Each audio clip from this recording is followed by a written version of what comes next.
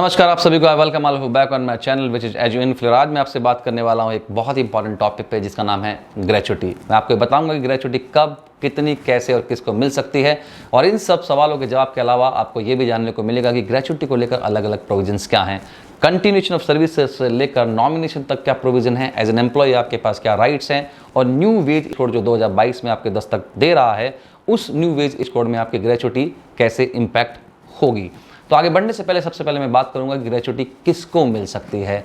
हमारे देश में जो एक्ट ग्रेचुटी पर लागू होता है उसे कहते हैं पेमेंट्स ऑफ ग्रेचुटी एक्ट 1972, और वो साफ साफ कहता है कि वो सारी ऑर्गेनाइजेशन जहां 10 या 10 से ज़्यादा लोग काम कर रहे हों वहां पर ये एक्ट अप्लाई होगा। वो फैक्ट्रीज हो सकती हैं, वो प्राइवेट कंपनीज हो सकती हैं, वो ऑयल फील्ड्स हो सकते हैं, वो माइंस हो सकती हैं, और 2018 के अमेंडमेंट के बाद वो प्राइवेट स्कूल भी हो सकते हैं। ग्रेचुटी परमानेंट एम्प्लॉय को भी मिल सकती है और ग्रेचुटी टेम्पररी एम्प्लॉय को भी मिल सकती है। कॉन्ट्रैक्चुअल वर्कर भी ग्रेचुटी का हकदार होता है, लेकिन ध्यान दीजिए कोई भी इंटर्न यानी ट्रेनी ग्रेचुटी का हकदार नहीं होता है। अब मैं आपको बताऊंगा कि ग्रेचुटी कब कब मिल सकती है। जनरली ग्रेचुटी एक रिटायरमेंट प्रोडक्ट है, यानी रिटायरमेंट के बाद ग्रेचुटी दी जाती है। तो रिटायरमेंट के बाद तो आपको ग्रेचुटी मिल ही सकती है, लेकिन रिटायरमेंट से पहले भी अगर कोई व्यक्ति रेजिग्नेशन दे देता है और कंपनी छोड़ देता है एक समय सीमा के बाद, वो भी ग्रेचुटी का हकदार हो जाता है। किसी व्यक्ति की डेथ हो जाए तो उसके नॉमिनी या लीगल हेयर्स को भी ग्रेचुटी पाने का हक होता है। और डिसेबलमेंट यानी कोई व्यक्ति काम करने के लायक फिजिकली ना बचे, यानी इस एक्ट के अनुसार डिसेबलमेंट ये कहा गया है कि जो आदमी जो काम कर रहा था वो काम अब नहीं कर पाएगा शारीरिक क्षमता से, तो उसे डिसेबल माना जाएगा। तो डिसेबल, डेथ, आपका रिटायरमेंट और आपका रेजिग्नेशन, इन चारों ही कंडीशंस में आपको ग्रेचुटी मिल सकती है। अब मैं आपसे बात करता हूं कि मिनिमम ईयर्स ऑफ सर्विस की रिक्वायरमेंट क्या है, यानी आपको किसी एक ऑर्गेनाइजेशन के साथ ग्रेचुटी का हक पाने के लिए कम से कम 5 साल काम करना जरूरी है।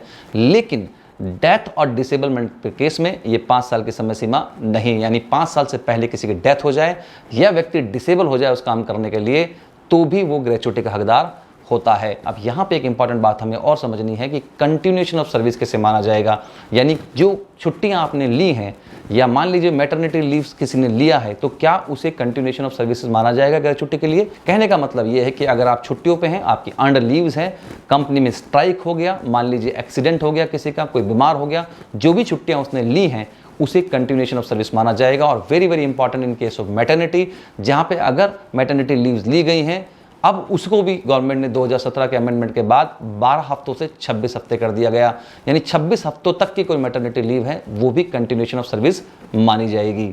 अब आता हूं मैं वीडियो के सबसे इंपॉर्टेंट हिस्से में, जहां मैं आपसे बात करूंगा कि ग्रेचुटी की कैलकुलेशन कैसे की जाती है। ग्रेचुटी की कैलकुलेशन के लिए आपको एक सिंपल फॉर्मूला दिया गया है, 15/26 into number of years of service multiply by salary. Salary हमेशा होगी बेसिक प्लस डीए, यानी बेसिक प्लस डीए ही सैलरी का पार्ट बनेंगे ग्रेचुटी की कैलकुलेशन के लिए।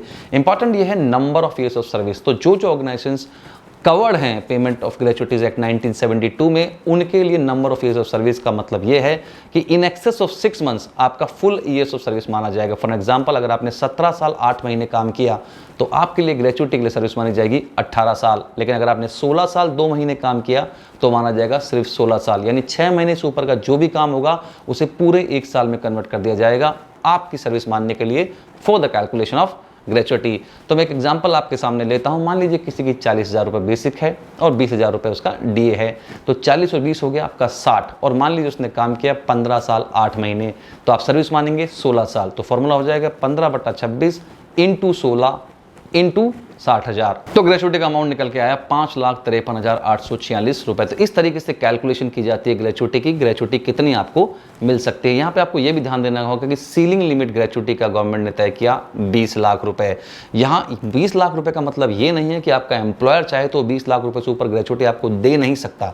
इसका मतलब यह है कि आपकी मैक्सिमम टैक्स फ्री ग्रेचुटी पूरे आपके कार्यकाल में सिर्फ और सिर्फ 20 लाख रुपए ही हो सकती है। However please try to understand, central government या गवर्नमेंट के लिए रूल्स अलग हैं। उसमें साफ साफ लिखा हुआ है कि चाहे डेथ हो चाहे रिटायरमेंट हो, ग्रेचुटी किसी भी केस में 20 लाख रुपए को क्रॉस नहीं कर सकती है, जिसके लिए आप गवर्नमेंट का पेंशन पोर्टल भी देख सकते हैं। आगे बढ़ते हैं और अब आपसे बात करता हूं सबसे इंपॉर्टेंट पॉइंट की, जो है nomination. That is very very important. आप 1 साल के बाद अपने ग्रेचुटी अकाउंट में नॉमिनेशन कर सकते हैं। विद इन 30 डेज आपको नॉमिनेशन कराना होगा। आप नॉमिनेशन सिर्फ अपने फैमिली मेंबर का कर सकते हैं। अगर फैमिली मेंबर से किसी बाहर के व्यक्ति का करेंगे तो वो वॉइड हो जाएगा, यानी वो नहीं माना जाएगा।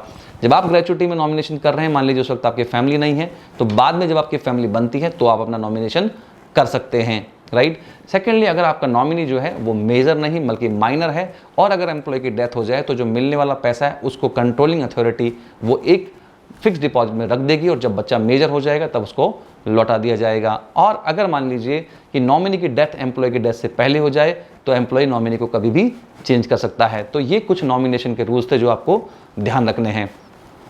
एक सवाल ये भी आता है कि क्या किसी कंडीशन में एम्प्लॉयर ग्रेचुटी देने से मना कर सकता है? जवाब है हाँ। अगर मान लीजिए किसी भी एम्प्लॉय के अनैतिक आचरण की वजह से या कोई विलफुल ओमिशन उसने किया है जिसकी वजह से एम्प्लॉयर को नुकसान पहुंचा है तो वो पार्टली और होली आपका ग्रेचुटी फॉरफिट कर सकता है। तो आगे बढ़ता हूं और आपसे बात करता हूं कि ग्रेचुटी को लेकर आपके क्या क्या राइट्स हैं। ग्रेचुटी आपका हक है और आपका एम्प्लॉयर आपको ग्रेचुटी देने से मना नहीं कर सकता। जिस दिन से आपकी ग्रेचुटी पेबल होगी उसके 30 दिन के भीतर आपके एम्प्लॉयर को आपको ग्रेचुटी देनी पड़ेगी। अगर वो ऐसा नहीं करता है तो आपको विद इंटरेस्ट ग्रेचुटी को भुगतान करा जाएगा। आप कंट्रोलिंग अथॉरिटी जो कि आपके कार्य क्षेत्र में असिस्टेंट लेबर कमिश्नर या लेबर ऑफिसर होते हैं उनके पास आप जा सकते हैं और आप सहायता मांग सकते हैं। इसके अलावा एक और महत्वपूर्ण सूचना कि आपकी जो ग्रेचुटी का अमाउंट है वो प्रोटेक्टेड रहता है। प्रोटेक्टेड मींस कि कोई भी सिविल कोर्ट या रेवेन्यू कोर्ट या क्राइम कोर्ट किसी भी ऑर्डर के अगेंस्ट आपके ग्रेचुटी के अमाउंट को अटैच नहीं कर सकती। इसका मतलब ये फ्री है, जैसे कि पब्लिक प्रोविडेंट फंड। ये पैसा सिर्फ आपका और आपके परिवार का है, इसे किसी और ऑर्डर के अगेंस्ट अटैच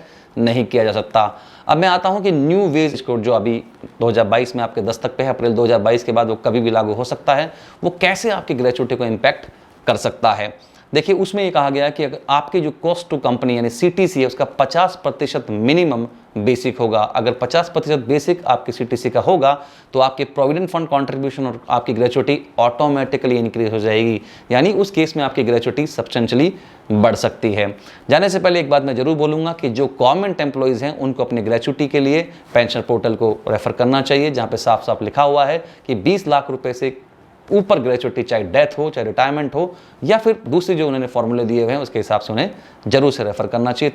आशा करता हूं ये वीडियो आपको पसंद आया होगा। अगर ये वीडियो आपको पसंद आया तो प्लीज़ इसे लाइक करें, इसे लोगों तक पहुंचाएं, चैनल को सब्सक्राइब करें, जो कि मुझे मोटिवेट करेगा आप तक और वीडियो लाने के लिए। बहुत बहुत धन्यवाद।